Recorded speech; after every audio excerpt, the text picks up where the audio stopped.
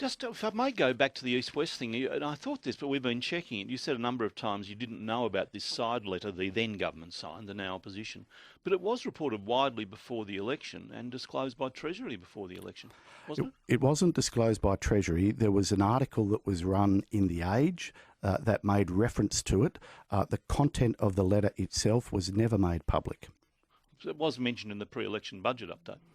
The pre-election budget update was only a matter of weeks before the election. Yeah. And the content... So you knew about the letter? The content of the letter was not public until after the election. I'll have to find it, but I remember having this debate with Daniel Andrews at the time. This letter says this, how can you still say it's not worth the paper it's written on? The content of the letter pretty much got us to a point where the government was saying, if we've acted illegally, don't worry about it. Now, yeah, but you knew about it before the election. Look, Neil, I don't know in what universe it's appropriate to try to subvert the will of the people through an election process, but we promised that we would not proceed with this project, and we have been very clear and consistent to our word. But you promised that the contract was not worth the paper it's written on, and by your own admission, it could be costing us $640 million. However much money was spent pursuing a dumb idea doesn't justify further expenditure perpetuating the stupidity, Neil. Up front with us.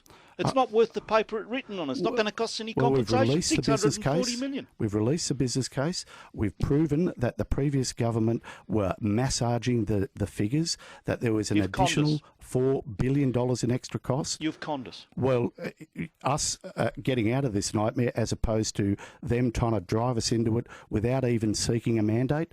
I ask you, who do you think is conning who? I think you're both conning us, and I think you conned us into the election knowing damn well you were likely to have to pay this sort of amount of money and pretended you didn't. All the money that we've paid, with the exception of the swaps, essentially was money that went out the door by the previous government before we even got into government.